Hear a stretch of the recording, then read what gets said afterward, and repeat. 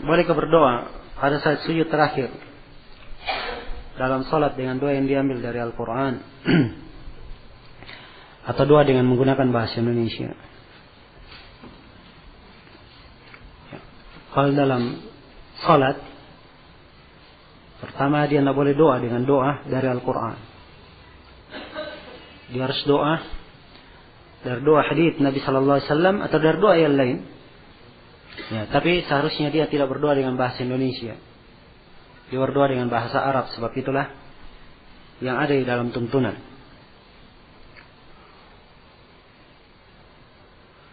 Mana yang lebih utama antara menuntut ilmu dan berdakwah? Ya, semuanya punya keutamaan. Tapi berdakwah itu tidak dibolehkan sebelum menuntut ilmu. Sebelum menuntut ilmu. Menuntut ilmu adalah ibadah. Dan dia adalah ibadah yang terus berjalan. Ya, orang yang berdakwah pun perlu untuk menuntut ilmu. Ya. Dan harus terus-menerus menuntut ilmu. So, bukan artinya dia berdakwah, artinya dia sudah puasai semua ilmu, tidak. Ilmu itu sangat luas. Ya. Ma hawal ilma jami'an ahadun la walau ma rasahu alfasana. Innamal ilmu kabahrin zakhirin fattakhid min kulli syai'in ahsana. Sungguhnya ilmu itu seluruhnya tidak bisa didapatkan oleh satu orang. Tidak bisa didapat seluruh ilmu. Tidak mungkin dia dapatkan walaupun dia menuntut ilmu 1000 tahun. Ilmu itu lausan yang sangat luas. Maka ambillah dari ilmu itu yang paling indahnya. Nah, apakah pelaku bidah termasuk orang-orang yang disempitkan dadanya? Tidak diragukan tentang hal itu. Ya. Orang yang sangat disempitkan dadanya, disempitkan jalannya, disempitkan pemikirannya. Ya. Sebab bidah lebih besar daripada maksiat.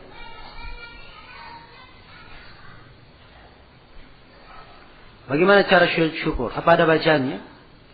Ya, dia sujud. Ya. Dia langsung sujud. Dan tidak diharuskan dia salat 2 rakaat. Boleh dia sujud saja. Nah, dan tidak ada bacaan khusus dalam hal ini. Ya.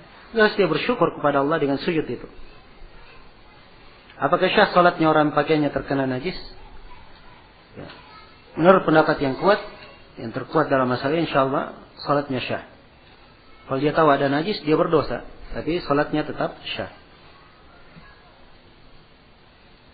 Kalau dia tidak tahu, maka Allah tidak menghisab seseorang yang terhadap amalan yang dia lakukan dan dia.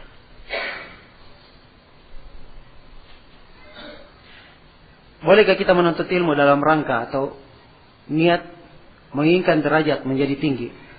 Kalau menginginkan derajat menjadi tinggi di sisi Allah, boleh saja. Tapi kalau di sisi manusia tidak boleh. Ya. Sebab itu dari hal yang akan membahayakan keikhlasan. Karena itu ketika Imam Ahmad ditanya, bagaimana ikhlas dalam menuntut ilmu? Kata beliau, ikhlas dalam menuntut ilmu itu, kamu belajar untuk mengangkat kejahilan dari dirimu. Ya. Itu baru ikhlas namanya. Bukan niat yang lain. Untuk mengangkat kejahilan dari dirinya. Ada berdakwah, itu belakangan. Pasti orang yang mempunyai ilmu, pasti ada. Akan berpikir ke sana. Konsekuensi dari ilmu yang dia miliki. Dan ilmu itu akan menuntunkannya ke sana. Iya. Akan menuntunkannya ke sana. Nah. Dan saya terus menerus mengingatkan kepada ikhwah.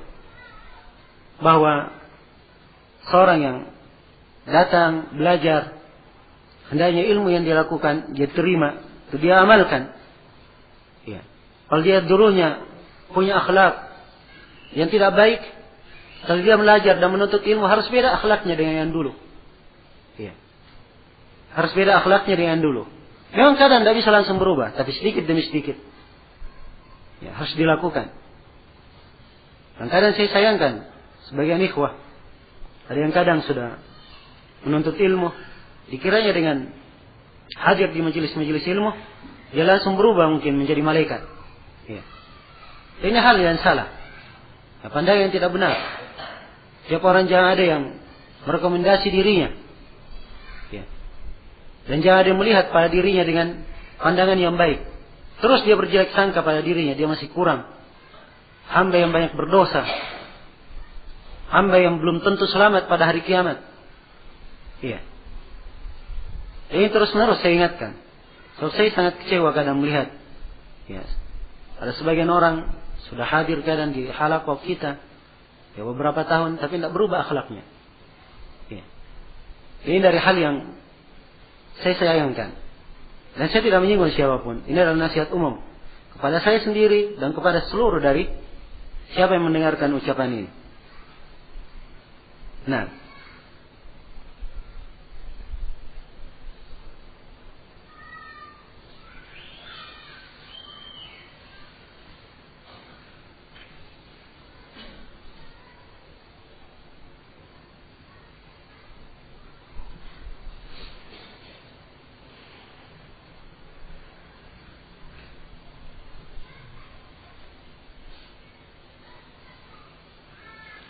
Saat takbiratul ihram, kita tidak mengingat Allah, melainkan mengingat masalah kita.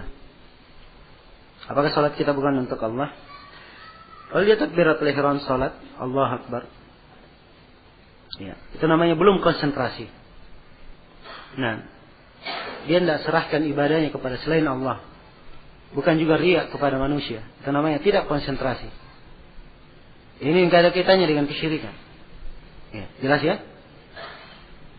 Kalau dia mengalami hal ini, maka segera dia konsentrasi. Jangan mengikuti bisikan-bisikan dirinya.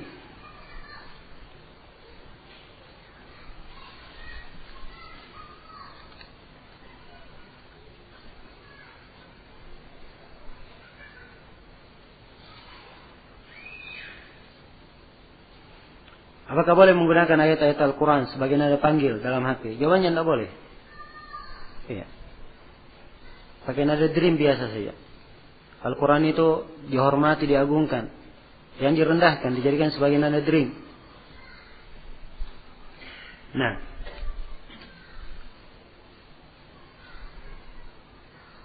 Dan telah keluar fatwa dari sejumlah para ulama besar kita di masa ini. Melarang menggunakan nada adzan, nada dream, nada dzikir. Sebagai, sebagai nada dream. Ya, dia menggunakan dream biasa saja.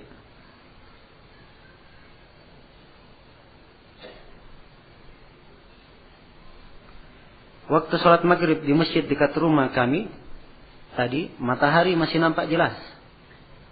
Apakah sholat kami syah?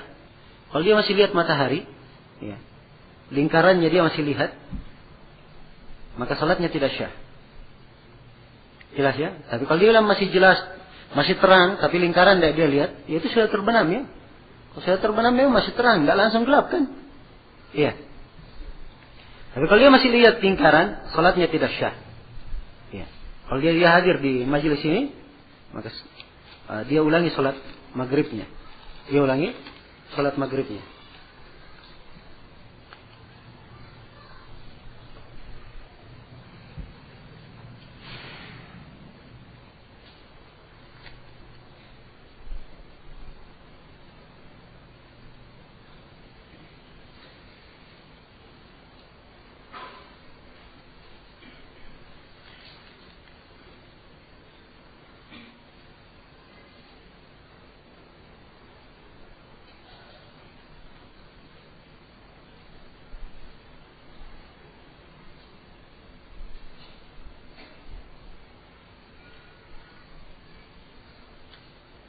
Ini yang disebut di sini dari bayat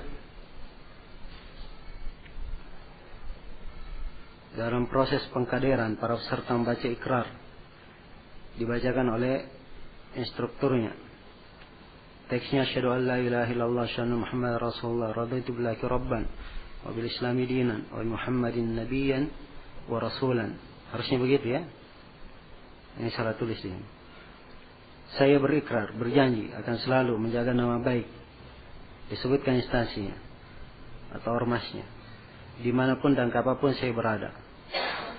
Aku akan selalu menjalankan perintah menjauhi larangan Allah. Ya, dimanapun dan kapanpun saya berada. Khusus ikhwah akan selalu menghormati, menghargai akhwat. Dimanapun dan kapanpun saya berada. Akhwat akan selalu menjaga dan menutup auratnya di mana dan kapanpun saya berada. Ini pertama baiat yang seperti ini. Ini baiat ya, dihitung baiat. Dan baiat yang seperti ini adalah baiat yang bid'ah. Iya. Tidak disyariatkan. Nah, dan ini saya katakan baiat tidak disyariatkan sebab dia bukan baiat kepada pimpinan negara. Baiat yang dibolehkan itu hanyalah baiat untuk kepada pimpinan negara saja. Selain daripada itu, apapun bentuknya, itu adalah baiat bid'ah. Jelas? Yang pertama. Kemudian yang kedua, isi dari baiat. Ini isi dari baiatnya hebat sekali. Ya, lebih hebat dari para sahabat. Ya. Ubadah bin Samit dengan sejumlah sahabat membaiat, mendengar dan taat kepada penguasa. Dalam sulit dan susah, terpaksa maupun ini, dengar dan taat saja. Ya. Tidak ada yang lainnya. Jarir bin Abdullah, kami membaiat Nabi untuk mendengar dan taat dan menasihati setiap muslim. Demikian pula beberapa sahabat yang lainnya. Baiatnya hal-hal yang terhitung. Dipilihkan hal yang terpenting. Ini menjalankan seluruh perintah dan meninggalkan seluruh larangan. Luar biasa hebatnya. Ya. Dan artinya tiap kali dia tidak menjalankan perintah, dia telah membatalkan baiatnya, harus bayar kafarah. Ya. Itu konsekuensinya, sebab dia melanggar janji. Ya, karena itu siapa yang pernah baiat seperti ini, dia bertobat kepada Allah yang pertama. Kemudian yang kedua, dia bayar kafarah, menggugurkan sumpahnya, sebab ini sumpah. Ya. Apakah dia memberi makan 10 orang miskin, ya, atau memberi pakaian kepada 10 orang miskin, atau apa? Atau dia membebaskan seorang budak. Kalau dia tidak mampu, maka dia berpuasa 3 hari berturut-turut. Iya. Itu pilihannya. Kalau bayar kafarah. Ayatnya di surah Al-Maidah. Jelas ya?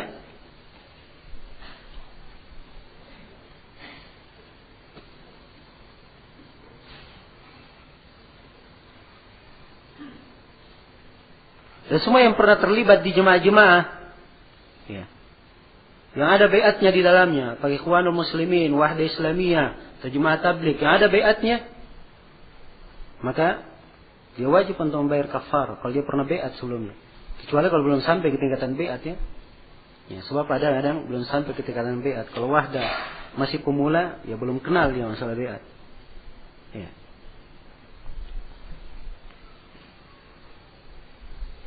Demikian pula Jemaah Tabligh kalau masih pemula belum kenal. Ya. Tapi kalau dia sudah pernah ke IPB, nah, itu kemungkinan besarnya sudah kenal.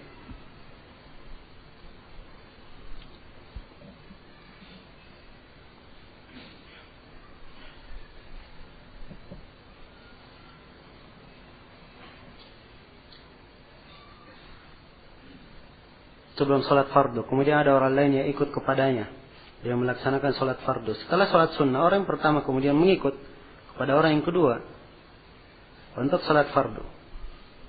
Syahkah sholat kedua orang tersebut? Ya, ya syah saja, tidak masalah insyaallah.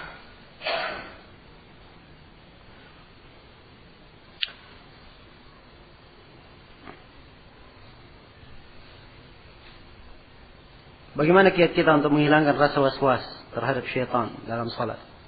Pertama dia pelajari kiat, bagaimana caranya dia khusyuk. Ya. Kemudian yang kedua dia pelajari apa makar-makar syaitan yang menyebabkan seorang hamba dilalaikan. Kalau dia kuasai 2 hal ini, maka insyaallah taala perkaranya adalah baik. Nah,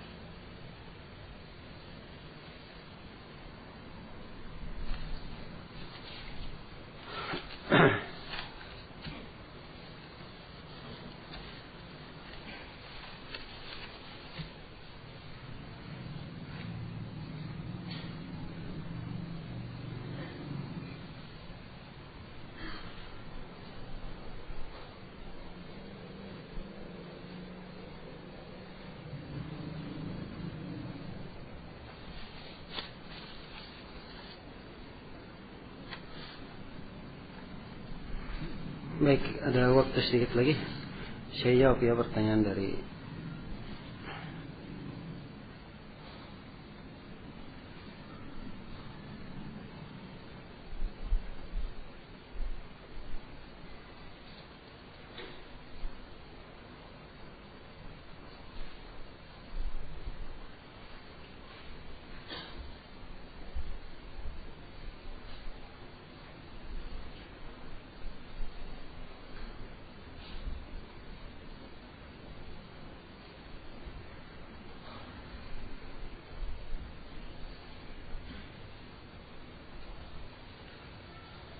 ya, pertanyaan dari Jakarta. Apa hukumnya menikah dengan jin? Apakah ini termasuk muamalah dengan jin? Hukumnya tidak boleh menikah dengan jin. Ya. Ini ada sebagian para ulama yang membolehkan. Tapi pendapat tersebut adalah pendapat yang akan menyeret ke dalam banyak hal yang membahayakan. Iya. Dan saya tahu sejumlah para ulama seperti Syekhul Islam mengisyaratkan bolehnya, Syekh Mukbil memandang bolehnya. Tapi yang benarnya dalam hal ini pintu kalau dibuka akan banyak ya hal-hal yang manusia apalagi orang awam tidak mampu untuk membedakannya. Maka menutup hal ini dengan mengatakan bahwa tidak boleh sama sekali itu lebih tepat. Itu itu yang tepatnya kita gambarkan. Ya, dengan mendekati kepada makna syariat dan berada di atas kaidah saddud dzari'ah, menutup segala pintu kepada hal yang diharamkan.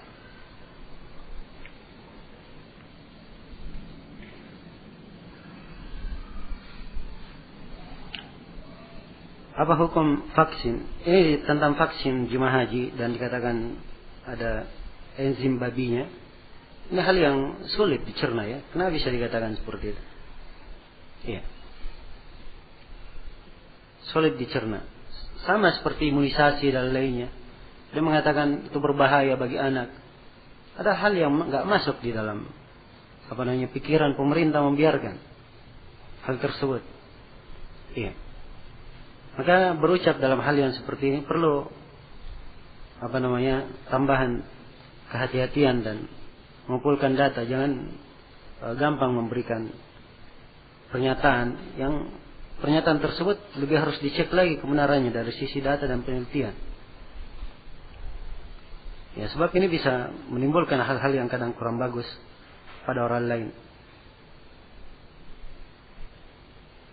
Ini dari Cirebon. Apa yang harus saya lakukan bagi hamba yang mulai lemah dalam menegakkan sunnah? Yang pertama, ia bermohon kepada Allah. Banyak berdoa, dikokohkan hatinya di atas agama dan di atas ketaatan. Kemudian yang kedua, dia banyak duduk dengan orang-orang yang salih, orang-orang yang baik. Kemudian yang ketiga, dia rajin menghadiri halaqah-halaqah ilmu, majelis-majelis ilmu. Ya. Kemudian yang keempat, dia banyak mengingat apa yang disiapkan di sisi Allah Subhanahu wa taala. Ya, karena asarnya yang menyebab seorang itu menyimpang karena ketergantungannya. Apakah dia punya ketergantungan kepada selain Allah dari makhluk, atau ada ketergantungan dari perkara dunia, atau punya keterkaitan dengan maksiat? Ini semua yang menyebabkan dia berpaling. Ya, kalau dia putuskan seluruh hal ini, maka insyaallah taala dia akan berada di atas jalan yang baik. Ini adalah pertanyaan dari luar negeri. Katanya saya pengantin baru. 3 bulan setelah menikah saya meninggalkan istri saya ke luar negeri untuk bekerja. 2 bulan di luar negeri saya berzina. Bagaimana cara bertobat? Ya. Seorang bertobat kepada Allah Subhanahu wa taala. Ya. Dan tobat itu disyaratkan 5 syarat. Yang pertama, dia ikhlas dalam tobatnya. Kemudian yang kedua, dia meninggalkan perbuatan dosa tersebut. Kemudian yang ketiga, dia menyesali perbuatan dosa itu. Kemudian yang keempat, berniat di dalam hatinya dengan sungguh-sungguh untuk tidak mengulangi dosa itu lagi. Kemudian yang kelima, dia bertobat selama masih ada waktu, sebelum nyawa sampai di tenggorokan dan sebelum matahari sampai di arah atau terbit di arah barat. Iya. Kemudian keberadaan seorang, disebutkan di sini negerinya, lagi dia adalah negeri kafir, ini akan memancing seorang untuk jatuh di dalam kemaksiatan, akan membahayakan agamanya. Ya. Kalau dia melihat lingkungannya akan menyeret dia kepada maksiat itu lagi, maka harusnya ya, dia kembali ke negerinya atau berpindah ke negeri yang dia bisa menegakkan agamanya di tengah kaum muslimin, jauh dari kemaksiatan. Ya, jauh dari kemaksiatan. Dan itu dari kesempurnaan taubat. Dari kesempurnaan taubat. Yang dia berkata bertobat tapi masih tinggal di tempat yang mungkin akan menyebabkan dia jatuh lagi ke dalam dosa itu untuk kedua kalinya. Iya. Sambil seorang mengingat pentingnya untuk senantiasa bertakwa dan pentingnya menjaga kehormatan diri dan pahala orang yang bersabar, pahala orang yang meninggalkan apa yang dilarang oleh Allah Subhanahu wa taala.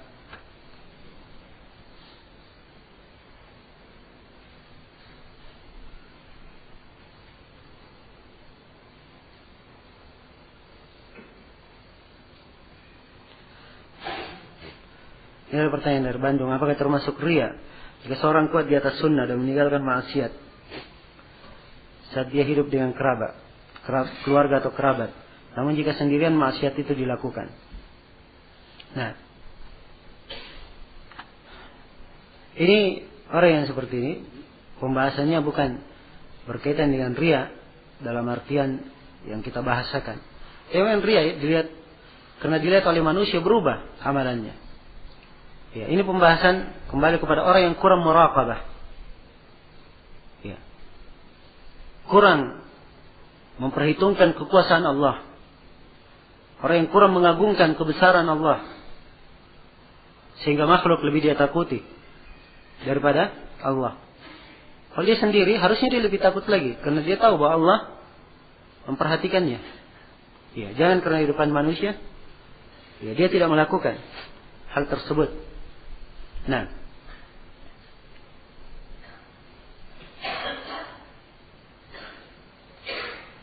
ini pertanyaan dari Kalimantan Timur mengenai fenomena akhwat kampus yang sering naik motor ke tempat talim atau kampus. Apakah hal tersebut sudah dikatakan darurat atau mendapat udzur? Ya, kita tidak tahu ya. Orang-orang dalam hal ini apa udzurnya, apakah dia darurat atau tidak. Itu kembali kepada orang tersebut. Ya, keberadaannya dan dirinya. Ya. Kalau membahas tentang naik motor itu sendiri, tidak boleh perempuan naik motor, mengendarai motor sendirian, atau juga mengendarai mobil sendirian, tidak diperbolehkan. Ya.